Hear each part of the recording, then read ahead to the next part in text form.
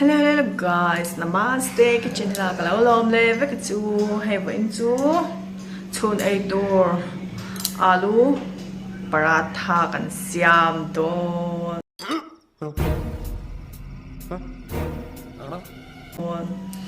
En ting e ka siam tin lau en zel ro e shelau inom ve takin lau tangkai pui takin mo tuna lau siamang hei tuna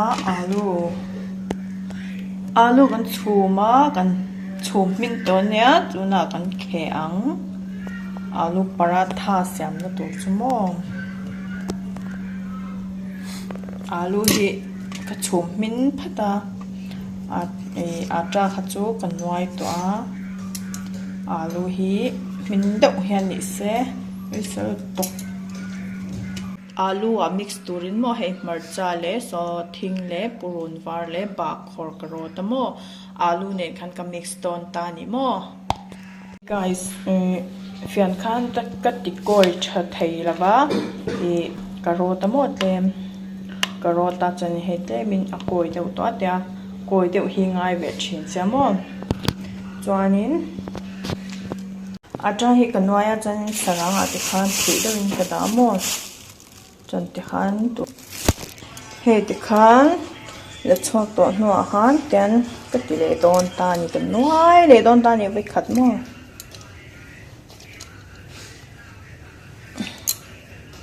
cameraman ka nei lawa tu na tak khen mo hei kya ti ngai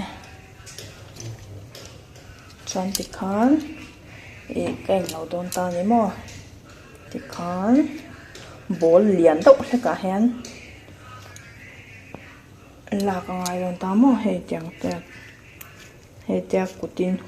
hum khat ve lang hi mo he amon hi mo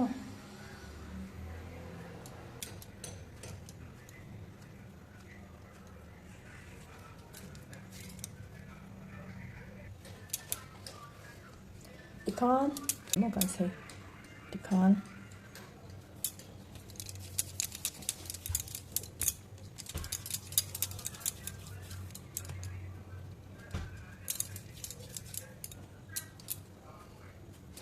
amom hi chu ka siam chip nangin ma se alu hena dei lo mai thea alu he hei chau hi nia a dei za zat alu na dei za zat kan siamang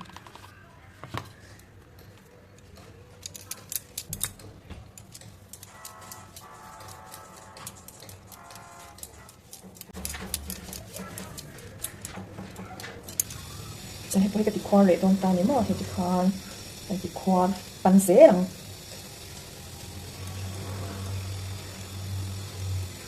siamdan pi kan ni chmo guys ni dang chain tingen siam ti kha chu chang lo ba ki ma siamdan pi kan ni ta mo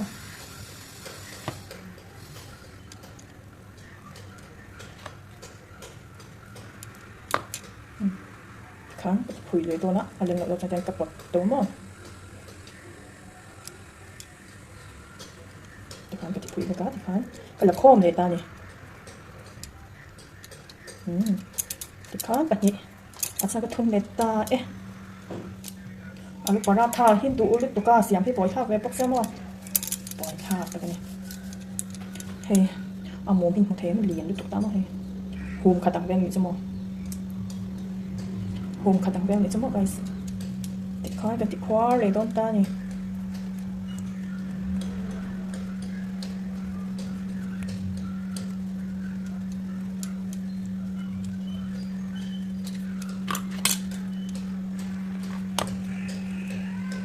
alu paratha hi chu pakhat ei pon puat tham mo a lian thei bok sia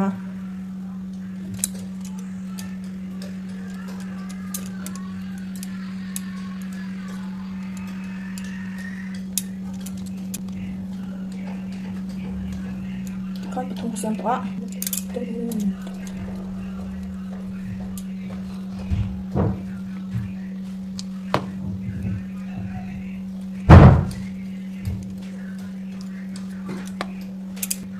thì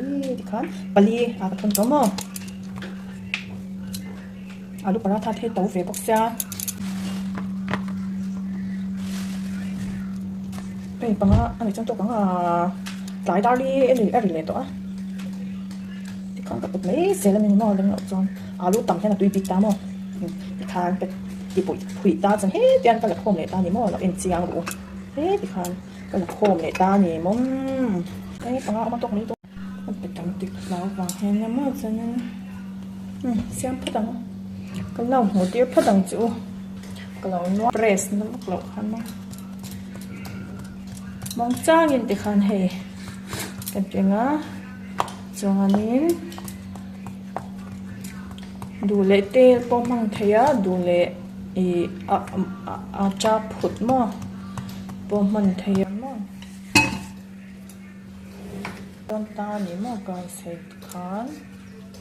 นับฟักลงกันนัวอย่างลูกขันได้ดูใครกันที่จะลูกค่ะให้ชอบตัวมาให้ซีจังซีจังให้ชอบตัวมา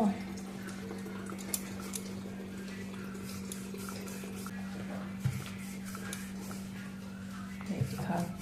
นั่นเราเด็กขันหน่อยง่ายตามมั้งเราต้องดึงกันติดจนลูกค่ะช่องได้เสียงมอซีจังค่ะ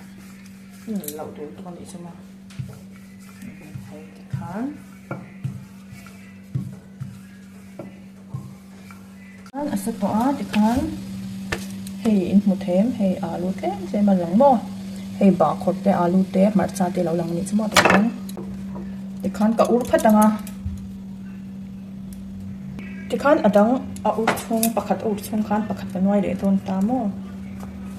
ที่ขันน้อยเดี๋ยวจะเจ้าเนี่ยโอ้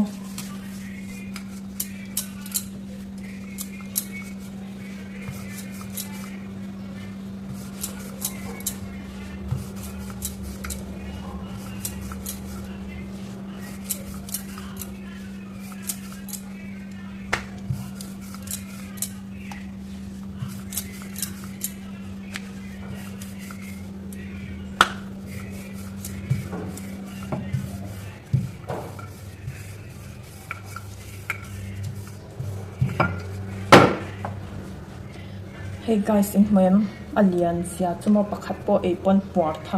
ำจานิงตัวน่ะheyลำปังheyอันนี้เม็ดเละโดนตานี่มั้งอเลียนนี่ตัวก็hey guys อินเหมือนประคัดค่ะเอ็งเราช่วยกันไว้เลยheyหมดเต็มheyพอheyกัดเอ็งเรามาวางคันheyที่ข้างกันเละเลยโดนตานี่มั้ง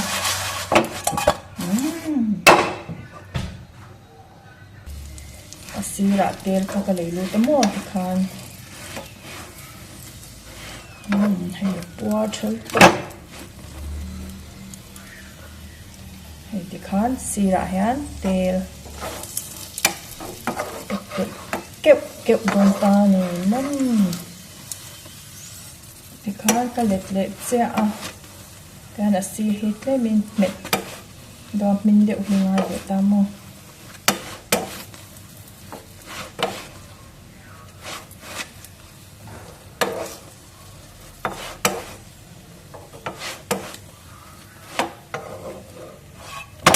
โดนตา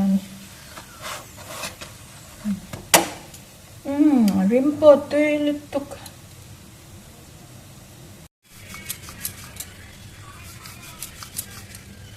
กันได้หรอกเตะอินหมอกน้อยนะเฮ้กันเลยก็ของติ่งหันนะคะติ่งแมวนี่จะไปช่วย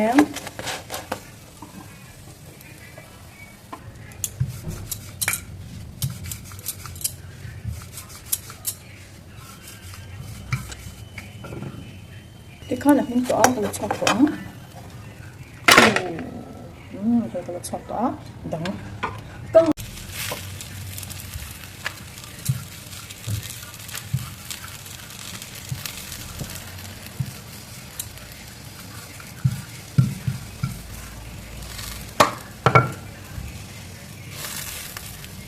มันก็เล็กๆตัว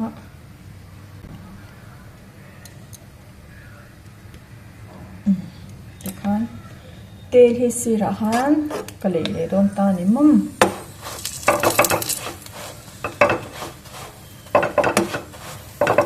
เริ่มต้นลุกตก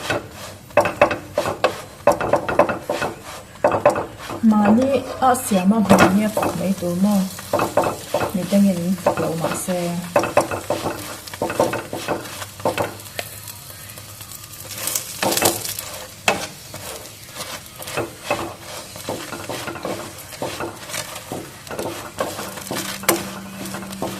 bạn chưa đủ nữa cái lệ chè kakang meka cho pati kakang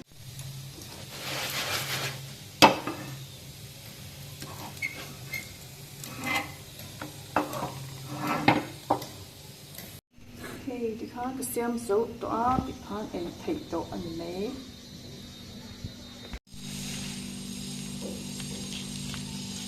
hey so flip tục mò hay ở chỗ ngạ alo om ta mò. Oh my god! Wow! Paratha chu kan engi oh guys thim pui nen mo.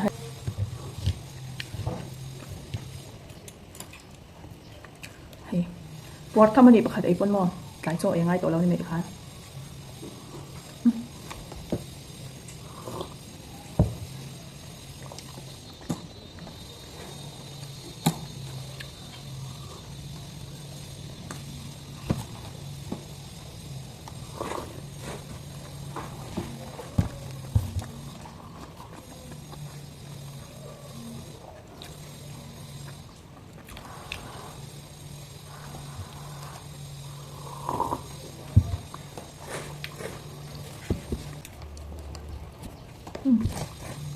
Itu.